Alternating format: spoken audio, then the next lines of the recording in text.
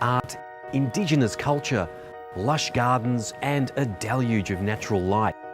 These are not what you typically associate with a major hospital. Yet these are the hallmarks of the new Bendigo Hospital.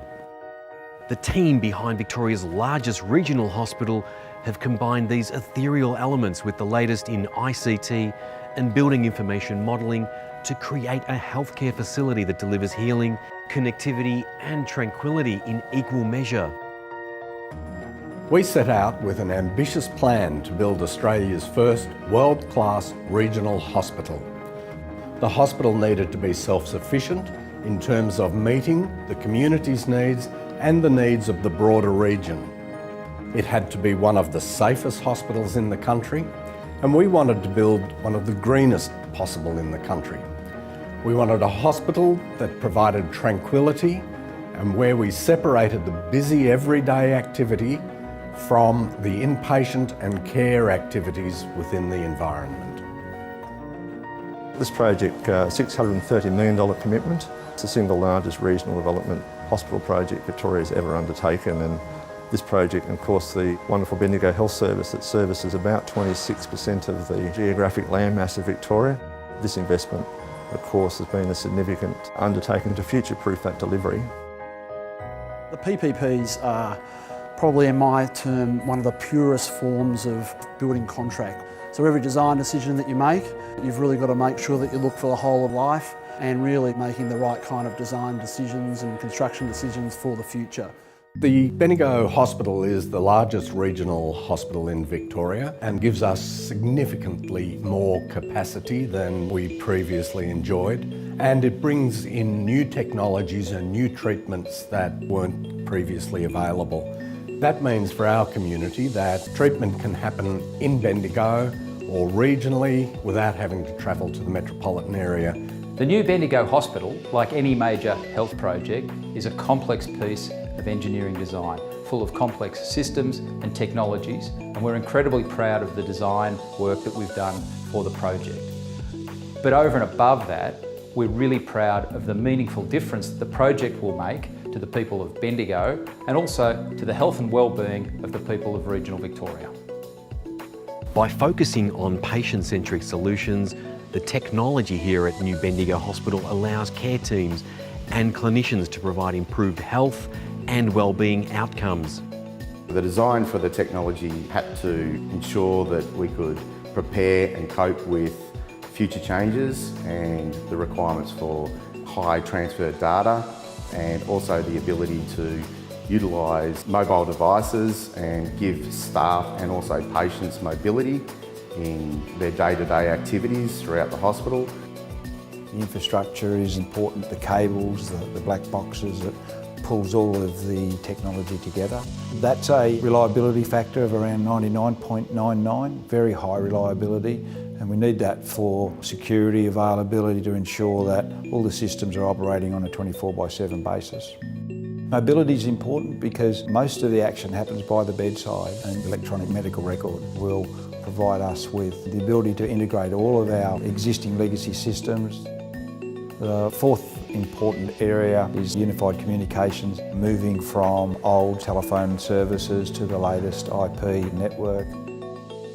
With emerging technologies and the convergence of clinical systems and also healthcare systems, there was an emphasis on having a converged network solution to enable staff and patients to interact in a live environment.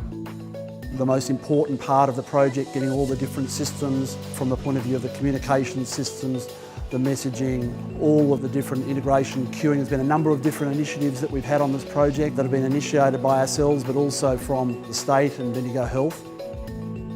The convergence of all of the disparate systems onto one converged network and the speed at which we're able to provide that information to the healthcare provider is a real outcome here. Bendigo Hospital has good macro planning, which means key storerooms, activities, portering, warehouses are all located very centrally. The clinical staff can log a job with us through our workflow terminals at every bedside, and that raises an activity or a task for one of our operatives to attend to straight away. The AGVs allow us to transport food, materials, linen and waste without any manual handling element to it. We have specially designed trolleys which the AGVs can transport from key back-of-house areas to the main wards. The use of building information modelling, BIM, was used as the framework to provide the smarts on ensuring design integrity, design efficiency and an upside for longer-term facilities management. We spent a fair bit of time in the NDY office looking at BIM modelling and some of the coordination aspects of the plant and equipment. And in particular, we carried out some very constructive exercises around future extraction of plant. We were able to specify the simple things, the maintenance access panels to the service voids, for example. We were able to define within the BIM model the requirements for maintenance, but also define the flexibility that allowed the architect and the designers to produce an aesthetic outcome. One aspect that we've noticed has developed and evolved and benefited from each step of the process is the design delivery process and the level of sophistication that our design teams have developed in delivering the project. So for example, the integration of design software and actual documentation software has become far more integrated and more efficient. The new Bendigo Hospital is among the most energy efficient hospitals in Australia. There are some really excellent sustainable elements designed into the engineering systems. There's a tri-generation plant with an absorption chiller, there's a large photovoltaic array, there's some diesel rotary UPS environments. But what we tried to do throughout the design was not just think about the major pieces of equipment that we're designing, but trying to think more about the people and design in things that really make a difference to the people in their environment, such as access to natural daylight and reduced noise. One of the things that we picked up on is the very close relationship that Bendigo Hospital has with the local community. And so a key consideration was to ensure that at the end of the project, the local trades could have an active part in maintaining the hospital. Prefabrication was used quite extensively. It was used in plant rooms for pump bases, skids, entire units where possible. But the best part of where it was used was in the vertical risers. The entire risers were prefabricated off-site and then they were simply trucked to site and then craned and lifted into place, saving significant time and site labour. Supporting Bendigo Health's vision of healthy communities, stairs and bridges that provide internal linkages have been designed as a feature rather than a second thought. The hospital is beautiful. The interior design is exceptional. Silver Thomas Hanley's health planning is really good. It's probably one of the best interior designs that I've seen them come up with. The fact that they have incorporated the whole Loddon Valley region into the various departments is something the greater Loddon Valley community love. We have a lot of people who are good at special things, people who do cancer, we have people who do mental health, we have people who really specialise in women's health, and also other people who do theatres. And then we dealt with NDY who also have a specialist knowledge on health. We had Spotless who were also FM providers, so we brought all this together.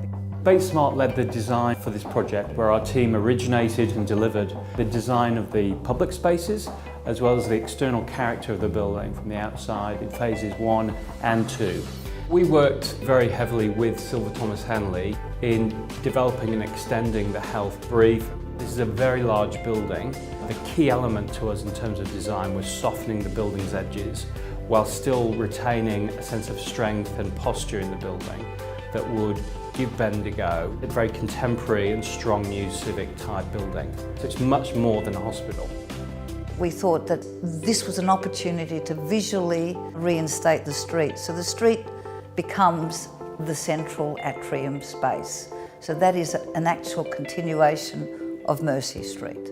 We've created almost like a basket woven timber ceiling that opens up and allows natural light to come into the space but introduces a dappled light, and that dappled light is reminiscent of the trees that you would get on a high street.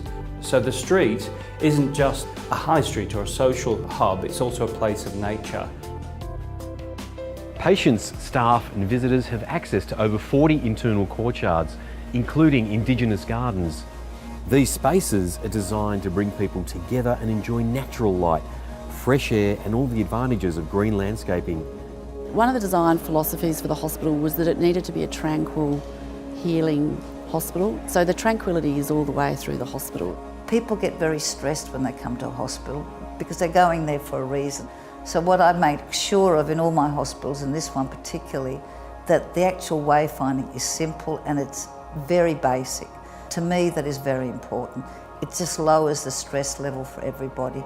It's incredibly important to transform a hospital and make a hospital into a community facility. It's kind of like deinstitutionalising a hospital. And so you're always thinking about ways to break down boundaries between a patient and the patient's family and the care that's being offered through the hospital. As a community hub for the Loddon Mallee region, this facility represents more than just another hospital. The process of redevelopment involved ongoing and detailed collaboration with the local community. We've kept the community updated with regular releases to the community on the status. We've talked about what we're doing, and Lend-Lease ran the Name the Crane competition and we got all the school children involved, so they sort of all feel like they've gone on the journey with us. The Dja Dja Wurrung people have been here for so long, and recently we've been able to evidence at least 37,000 years. So to have such a rich tradition that's been here for so long adds a fantastic foundation to something like the new Bendigo Hospital. We wanted to be able to contribute not just to the artistic design, the cultural design, but also where we could contribute perhaps through employment, consultancies, through our own organisations. The Aboriginal courtyard itself is more associated with healing because it has the plants incorporated there, but it also has seating that's reflective of our cultural symbols. It has a fire pit area where we can undertake smoking ceremonies, which is an important part of psychological or the mental health within healing. We've had to take the hospital staff on the journey and build a hospital that's for them. And of course it's not just for the staff at the hospital, it's also for the patients and the community. Everyone in Bendigo owns this hospital. Banjan ano janda kundi chalare Dja Dja Wurrung unminjika majaniak mang yara murapuk. The Dja Dja Wurrung people, the traditional Aboriginal owners of the land on which this facility is built, have a deep connection with the land. An understanding that health and healing emanates from their community and surrounding environment. The new Bendigo Hospital embodies this cultural heritage and tradition by ensuring it places the well-being of patients, families, staff and the community at its very heart. The future of hospital and healthcare design is already here.